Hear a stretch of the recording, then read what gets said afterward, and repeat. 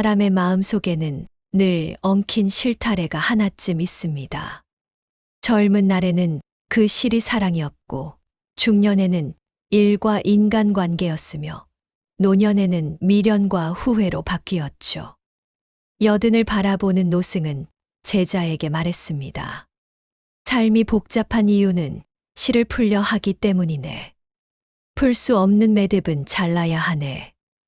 부처님이 설하신 실타래의 비유는 바로 그 뜻입니다. 우리는 관계를 정리한다는 말을 듣고 늘 죄책감을 느낍니다. 그러나 때로는 그 죄책이야말로 우리를 더 묶어두는 족쇄가 되죠. 이 인연을 끊는다는 건 미워한다는 뜻이 아닙니다. 사랑했기에 더는 서로에게 상처를 주지 않기 위해 멀어지는 선택입니다. 부처님은 엉킨 실은 다듬지 말고 잘라야 한다고 하셨습니다. 얽힌 관계를 붙잡고 고쳐 쓰려다 보면 결국 자신이 찢어지게 되죠. 철학자 세네카도 같은 말을 남겼습니다. 늦은 자유는 더 큰 구속이다. 평생 남의 기대에 맞추며 살아온 인생이라면 이제는 나 자신에게 맞는 자유를 되찾을 시간입니다. 누군가는 말합니다. 그래도 인연을 자르면 외로워지지 않겠느냐고요. 그러나 진짜 외로움은 혼자 있을 때가 아니라 이해받지 못한 채 곁에 있을 때 생깁니다. 억지로 이어진 관계는 결국 서로를 병들게 할 뿐입니다. 마치 오래된 끈적한 접착제처럼 보기엔 붙어 있어도 이미 그 안은 곰팡이로 썩어가고 있는 셈이죠. 한 철학자는 단절의 용기를 이렇게 표현했습니다. 모든 관계에는 계절이 있다. 봄에 맺고 여름에 자라며 가을에 익으면 겨울에는 떠나야 한다. 떠나야 할 관계를 붙잡는 건 이미 떨어진 낙엽을 다시 나무에 붙이는 일과 같습니다. 삶이 단순해질수록 마음은 가벼워지고 지혜는 깊어집니다. 불교에서는 이를 비움의 실천이라 합니다. 마음의 실타래를 하나씩 끊어내며 남는 것은 공허가 아니라 평화입니다. 남의 시선을 의식하지 않고 비교하지 않으며 미움도 집착도 내려놓는 그 순간 우리는 비로소 진짜 자신과 마주하게 됩니다. 그리고 그 만남이야말로 60세 이후 인생이 새롭게 시작되는 첫걸음입니다. 인연을 자른다는 건 무정함이 아니라 자비입니다. 더는 상처받지 않도록 나와 그를 함께 구하는 길이니까요. 부처님은 말씀하셨습니다. 지혜로운 이는 자신을 위해서만이 아니라 모든 존재가 고통에서 벗어나기를 바라며 끊는다. 인연의 실을 끊을 때 피는 것은 피가 아니라 자유의 향기입니다. 이제 마음속에서 묶인 매듭 하나를 떠올려 보세요. 풀지 못해 괴로웠던 관계, 끊지 못해 고통스러웠던 집착 말입니다. 그 실을 단칼에 자르듯 이제 됐다고 속삭이세요. 그 순간 오랜 세월의 무게가 스르르 내려앉고 당신의 영혼은 다시 숨을 쉽니다. 실타래를 자르는 일은 결코 쉽지 않습니다. 그러나 부처님은 이렇게 덧붙이셨습니다. 모든 해탈은 단절에서 시작된다. 인연을 끊는 것은 상처가 아니라 구원입니다. 그리고 그것이야말로 60세 이후 다시 살아가는 지혜의 천문을 여는 열쇠입니다. 삶은 항해와도 같습니다. 그러나 많은 이들이 배에 너무 많은 짐을 싣고 출항합니다. 젊은 날의 꿈, 남의 기대, 비교의 무게, 그리고 이미 끝난 과거의 기억까지. 그러다 보면 파도가 조금만 일어도 배는 휘청이고 결국 물이 차오르죠. 부처님은 말씀하셨습니다. 배에 물을 채우면 가라앉고 비우면 가볍게 나아간다. 이 말은 단지 비유가 아니라 우리의 삶 전체를 관통하는 지혜입니다. 60세를 넘어서면 사람은 몸보다 마음이 무겁다고 합니다. 이제는 일보다 관계, 욕망보다 후회가 짐이 되죠. 그런데 우리는 여전히 그 짐을 손에 꼭 쥐고 놓지 않습니다. 마치 물이 새어 들어오는 배에서 물을 퍼내는 대신 더 많은 짐을 실어 넣는 것과 같습니다. 그렇게 우리는 스스로의 무게에 눌려 서서히 가라앉습니다. 플라톤은 자신을 지배하지 못하는 자는 아무것도 지배할 수 없다고 했습니다. 자기 통제의 첫걸음은 내려놓음입니다. 마음의 배에 들어찬 불평과 원망, 미련과 집착을 퍼내야 합니다. 그것을 퍼내는 일은 고통스럽지만 그 과정 속에서 비로소 배는 다시 뜹니다. 부처님은 탐욕을 비우면 지혜가 가득 찬다고 하셨죠. 욕망은 공간을 차지하지만 비움은 그 안에 새로운 생명을 불러들입니다. 어느 날 한 노승이 제자에게 물었습니다. 그대의 마음은 지금 무겁지 않은가? 제자가 대답했습니다. 스승님, 제 마음은 늘 무겁습니다. 가족 걱정, 돈 걱정, 건강 걱정이 머리에서 떠나질 않습니다. 노승은 미소 지으며 말했다고 합니다. 그대의 배는 이미 물로 가득 찼네. 물을 비워야 항해할 수 있지 않겠는가? 그 말에 제자는 한동안 아무 말도 하지 못했습니다. 그리고 그날 이후 그는 하루 한 가지 내려놓기를 실천했습니다. 남의 말 한마디에 휘둘리지 않기, 이미 지나간 일에 후회하지 않기, 욕심나는 물건 하나 덜 바라보기. 놀랍게도 몇 달이 지나자 마음이 훨씬 가벼워졌다고 합니다. 비운다는 건 잃는 것이 아니라 떠오르는 일입니다. 욕망은 우리를 물속으로 끌어내리고 비움은 다시 떠오르게 하죠. 노년의 항해는 거대한 폭풍을 이겨내는 힘보다 불필요한 짐을 버리는 지혜로 완성됩니다. 결국 가장 멀리 가는 배는 가장 가벼운 배입니다.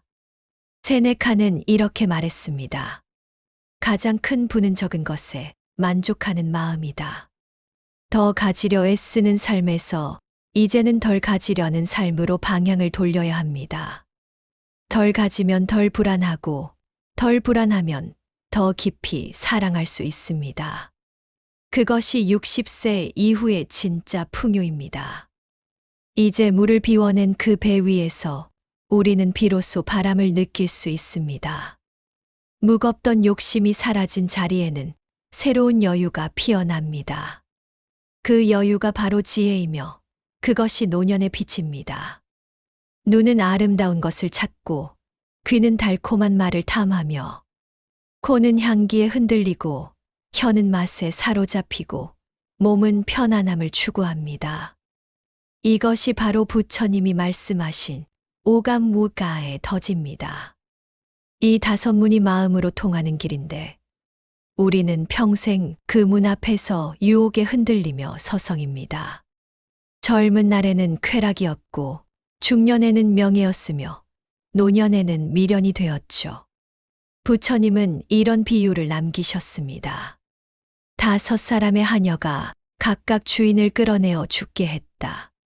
그 하녀들이 바로 눈, 귀, 코, 혀, 몸이었습니다. 눈은 욕망의 불을 피우고 귀는 헛된 말에 귀 기울이게 하며 혀는 쾌락의 길로 이끌고 몸은 나태로 빠지게 합니다. 결국 이 5이 마음을 붙잡으면 주인인 나는 자유를 잃습니다. 현대의 사람들은 이를 조금 다른 형태로 경험하죠. 눈은 스마트폰 화면을, 귀는 자극적인 뉴스와 소음을, 혀는 끝없는 자극의 맛을, 몸은 편안한 소파를 탐합니다. 이렇게 오감은 시대를 따라 진화했지만 본질은 같습니다. 그 끝에는 늘 공허가 있죠. 아무리 채워도 다시 허기지고 아무리 누려도 다시 불안해집니다. 부처님은 이를 두고 가레크 아에라 부르셨습니다. 목마름의 사랑, 채워지지 않는 욕망입니다. 몽테뉴는 이렇게 경고했습니다. 가식적인 덕은 명예를 위한 연극일 뿐이다. 감각에 이끌려 덕을 흉내내는 삶은 결국 허상에 불과하다는 뜻입니다. 보이는 선행, 들리는 명예, 맛보는 쾌락은 모두 감각의 껍질일 뿐, 그 안에는 진실한 평화가 없습니다. 그는 진정한 덕은 조용함 속의 진실함이라고 말했죠. 그 말은 곧 부처님의 정념전년, 즉 마음의 고요함과 통합니다. 한 노승은 이렇게 말했습니다.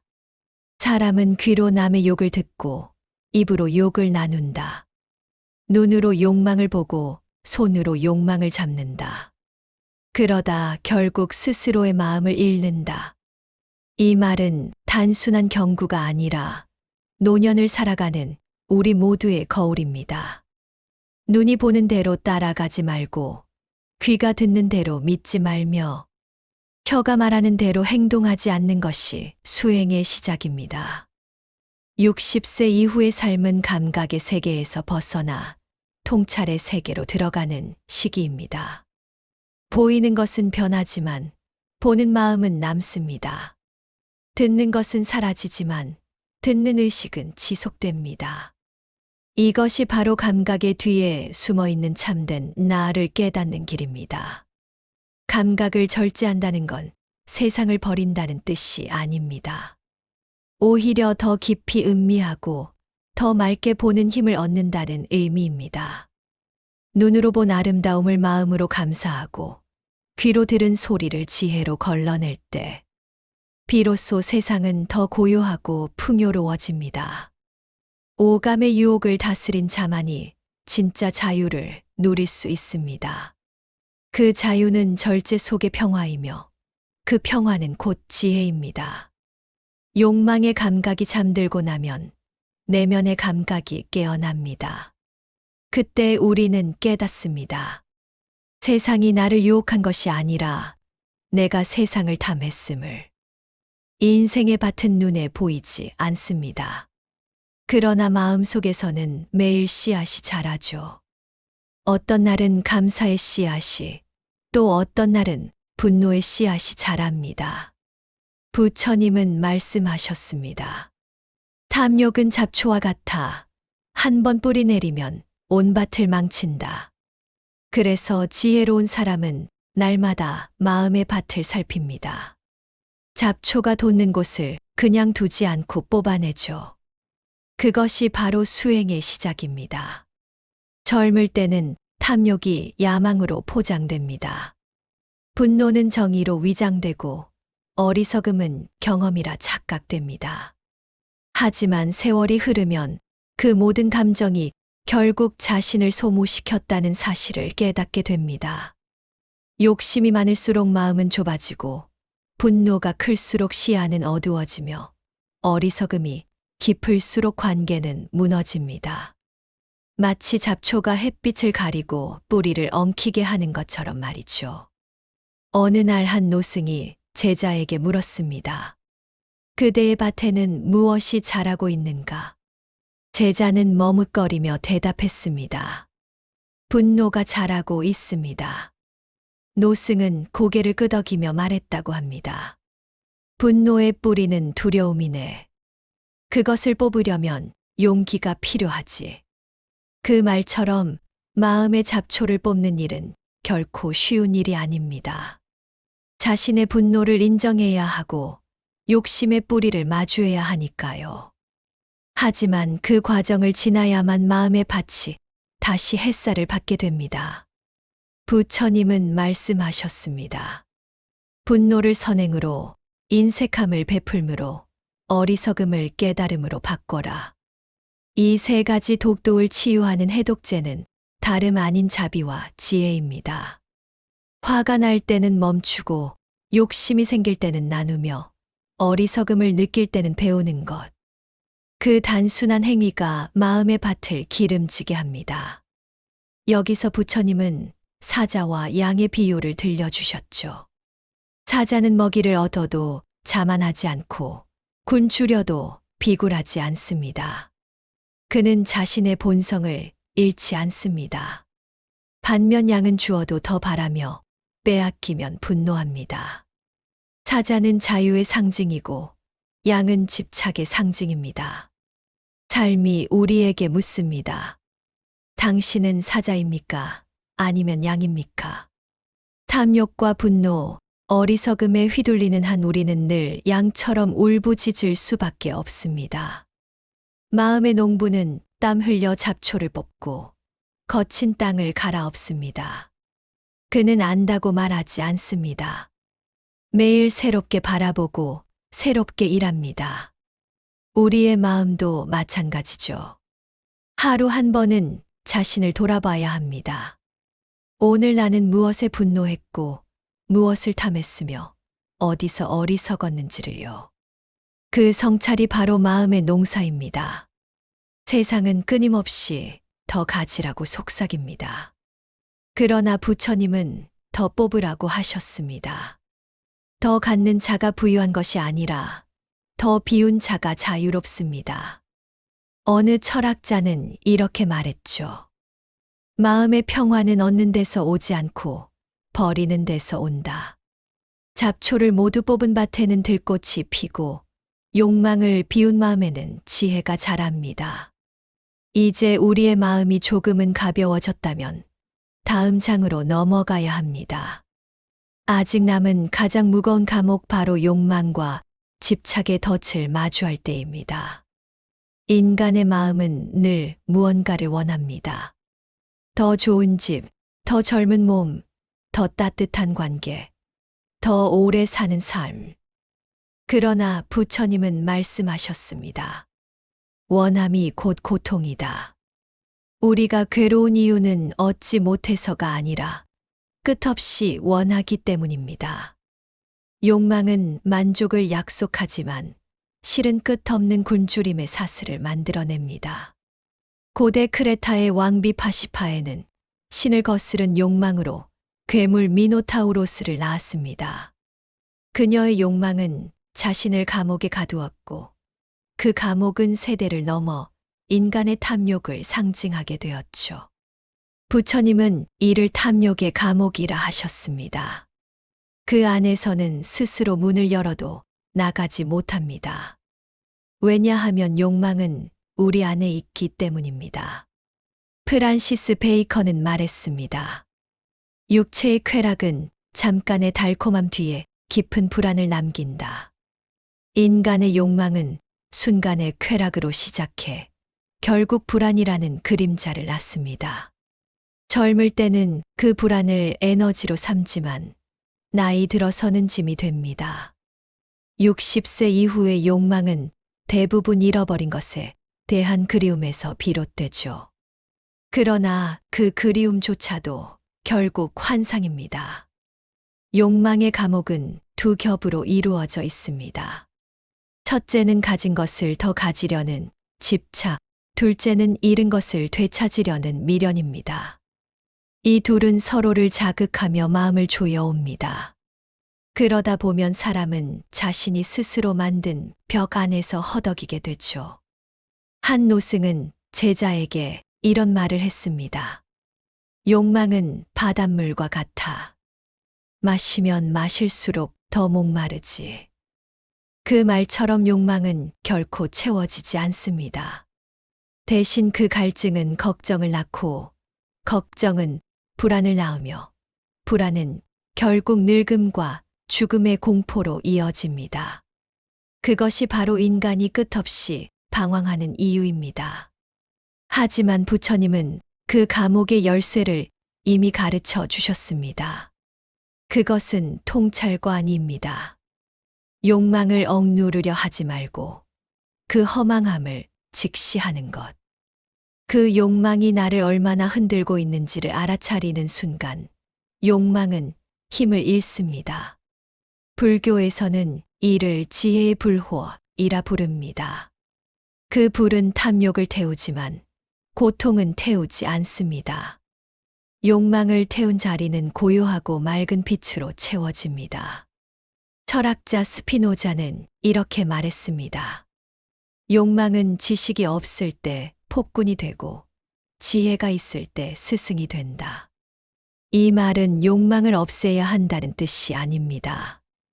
욕망이 나를 다스리지 못하게 내가 욕망을 바라보는 눈을 키워야 한다는 가르침입니다. 우리가 먹고, 일하고, 사랑하는 모든 행위에는 욕망이 있지만 그것이 나를 끌고 가지 않으면 욕망은 힘을 잃습니다. 노년의 욕망은 이제 다른 방향으로 흘러야 합니다. 무언가를 더 얻기보다는 내 안의 평화를 더 깊이 느끼는 쪽으로요. 감각의 쾌락이 아니라 마음의 평온을 탐하는 단계로 나아가야 합니다. 그것이 바로 불교가 말하는 해탈지의 토의 문입니다. 욕망의 감옥은 철로 만들어진 것이 아닙니다. 그것은 생각으로 만들어진 덫입니다. 그래서 문도, 열쇠도, 감옥도 모두 내 안에 있습니다. 욕망을 내려놓는다는 건 그 문을 여는 것이고, 집착을 멈춘다는 건 그 감옥을 벗어나는 것입니다. 결국 자유는 밖에서 오는 것이 아니라 스스로의 깨달음에서 시작됩니다.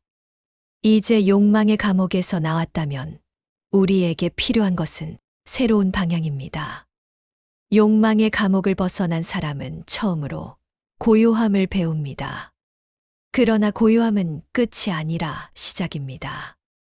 비워낸 마음은 이제 무엇으로 채워야 할까요? 부처님은 대답하셨습니다. 믿음과 지혜로 채워라. 그것이 청정의 길이다. 옛 경전에는 부처님과 야차의 차의 문답이 나옵니다. 야차가 물었죠. 세상에서 가장 큰 부는 무엇입니까? 부처님은 단호히 말씀하셨습니다. 믿음이 가장 큰 부이다. 가장 아름다운 것은 무엇입니까? 거짓이 없는 말이다. 가장 긴 생명은 무엇입니까? 지혜다. 이 세 가지는 청정한 삶의 새 기둥입니다. 믿음은 혼탁한 세상을 밝히는 등불이고, 진실한 말은 그 등불을 지켜주는 유리이며, 지혜는 그 빛을 멀리 퍼뜨리는 힘입니다. 60세 이후의 삶은 이 세 가지를 다시 배우는 시간입니다.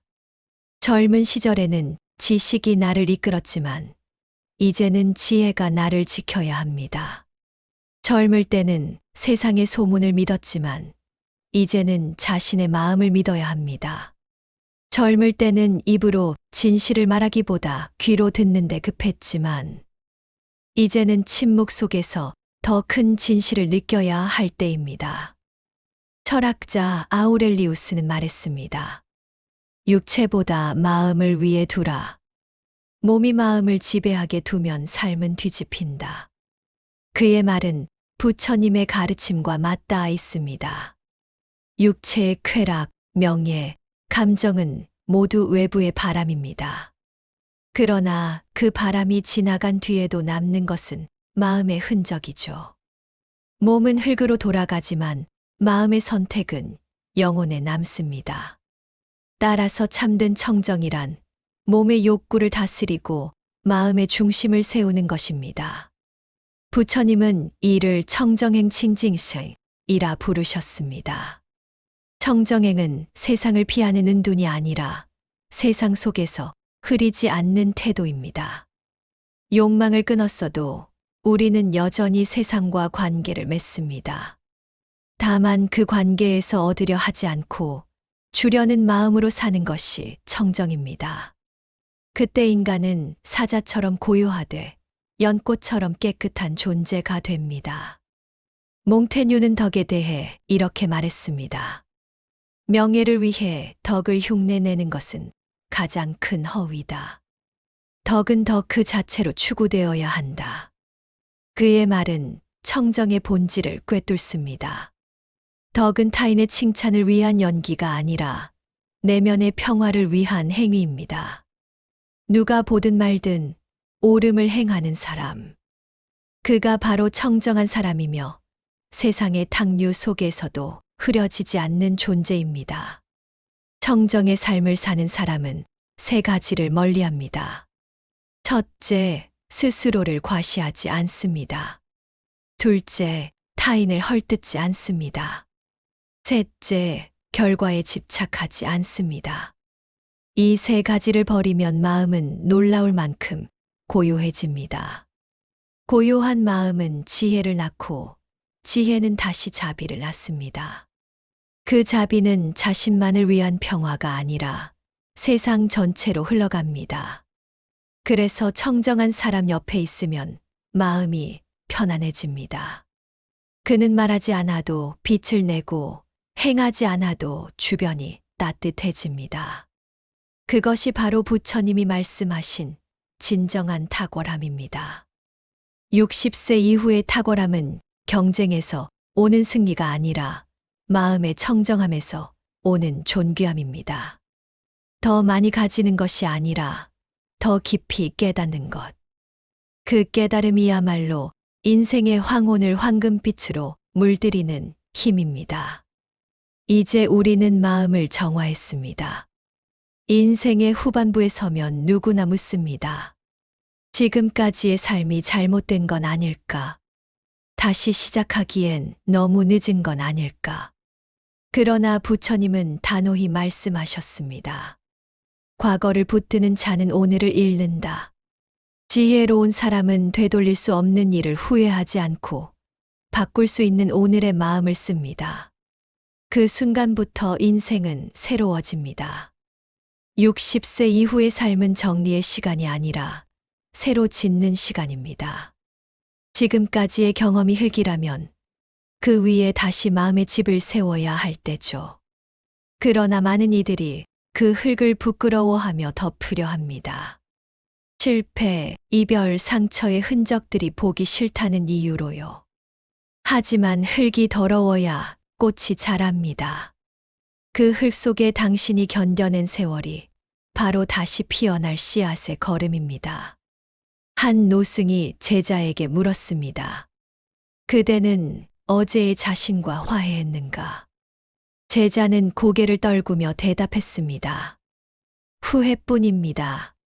사람을 다치게 했고 나 자신도 많이 망가졌습니다. 노승은 잠시 침묵하다가 잔잔히 말했습니다. 그대가 어제의 자신을 용서하지 않으면 내일의 자신도 갇히게 된다. 그 말은 곧 깨달음이었습니다. 용서는 남을 위한 것이 아니라 자기 자신을 새로 태어나게 하는 일임을요. 부처님은 마음은 물과 같다고 하셨습니다. 물이 탁해졌다고 버릴 수는 없습니다. 그저 가만히 두면 가라앉고 맑은 위쪽부터 다시 흐르기 시작합니다. 우리의 마음도 그렇습니다. 후회와 미련이 바닥에 가라앉을 때 위에는 새로운 의식이 떠오릅니다. 그때 비로소 우리는 깨닫습니다. 과거를 덮는다는 건 있는 것이 아니라 더 이상 끌려가지 않는 것임을요. 철학자 니체는 이렇게 말했습니다. 인간은 한 번 더 태어나야만 완전해진다. 그의 말은 윤회가 아니라 마음의 재탄생을 뜻합니다. 과거의 나를 내려놓고 오늘의 나를 새로 짓는 것.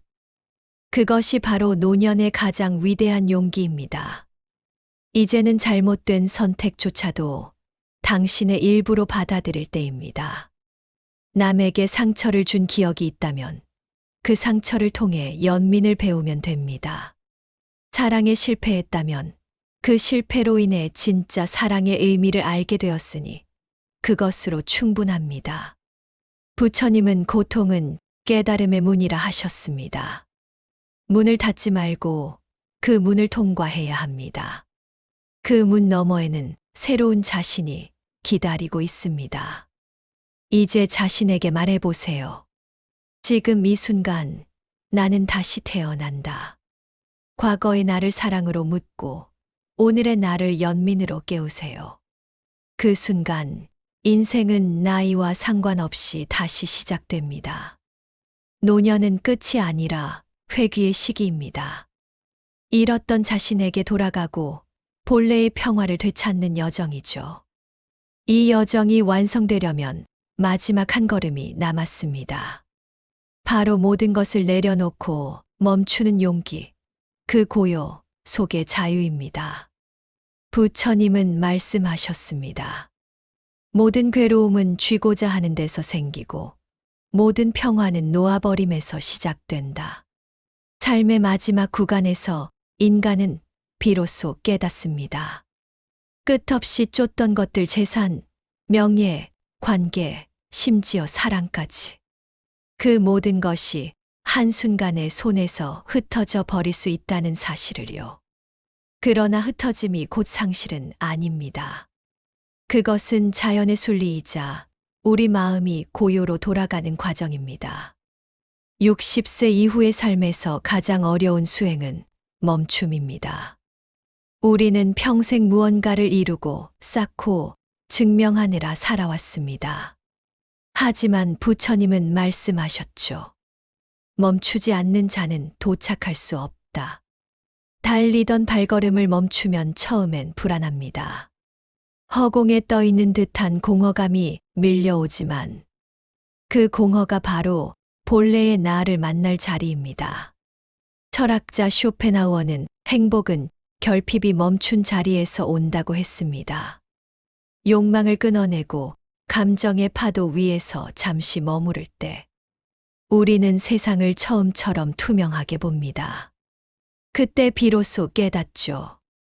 내가 세상을 쥐려 했던 것이 아니라 세상이 나를 쥐고 있었다는 것을요. 부처님은 제자에게 물으셨습니다. 그대는 강을 건널 때 배를 들고 가겠는가? 제자는 머뭇거리다 그럴 리 없습니다라고 답했습니다. 그래, 그렇다면 법도 내려놓아야 한다. 법을 건너는 배로 삼되 건넌 뒤에는 짐이 된다. 이 가르침은 단순하지만 깊습니다. 우리의 신념, 계획, 심지어 깨달음조차 때로는 놓아야 합니다. 모든 집착이 사라질 때 비로소 마음은 무겁지 않고 인생은 가벼워집니다. 노년에 찾아오는 평화는 갖지 않음이 아니라 더 이상 필요로 하지 않음에서 비롯됩니다. 그것은 체념이 아니라 해탈입니다. 마음이 고요해지면 세상은 여전히 움직여도 나는 더 이상 흔들리지 않습니다. 그 고요함 속에는 무기력함이 아니라 모든 것을 꿰뚫는 명료함이 있습니다. 한 노승이 생의 마지막 날 제자에게 미소 지으며 말했습니다. 나는 오늘 아무것도 가지지 않고 떠나지만 모든 것을 품고 간다. 그는 집착을 버렸고 그래서 세상 전체를 품을 수 있었습니다. 욕망을 비운 사람은 더 이상 두려워하지 않습니다. 죽음조차도 그에게는 또 하나의 변화일 뿐이죠. 이제 당신의 마음도 그 고요로 향할 시간입니다. 가진 것을 내려놓고 잃은 것을 원망하지 말고 스스로의 본래 자리로 돌아가세요. 그곳에는 처음부터 있었던 평화의 빛이 있습니다.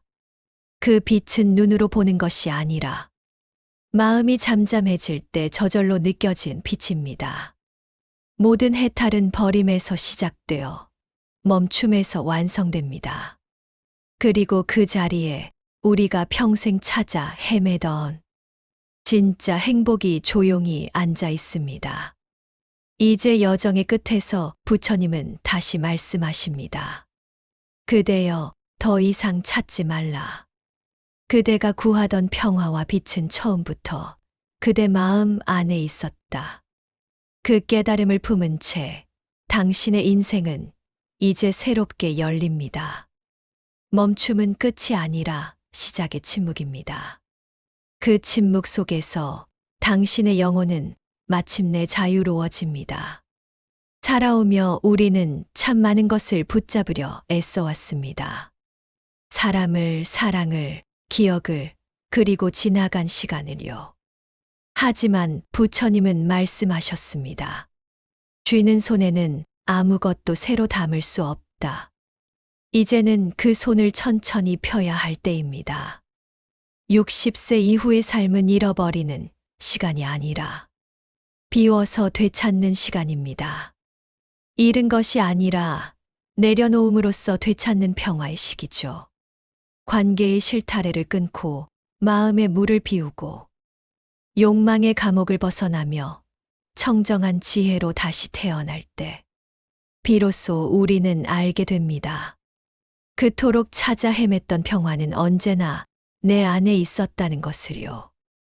이 영상이 여러분의 마음에 작은 쉼표 하나가 되어드리길 바랍니다. 더 이상 애쓰지 않아도 괜찮습니다. 당신의 인생은 이미 충분히 아름답습니다. 부처님의 말씀처럼 지금 이 순간이 곧 해탈의 문입니다. 잠시 멈추고 깊게 숨 쉬며 당신 마음의 고요를 느껴보세요. 그 고요 속에 빛나는 평화가 있습니다. 오늘의 이야기가 마음에 닿으셨다면 구독과 좋아요로 함께 수행의 길을 이어가 주세요. 당신의 하루가 평온하고 마음이 한결 가벼워지시길 바랍니다. 감사합니다.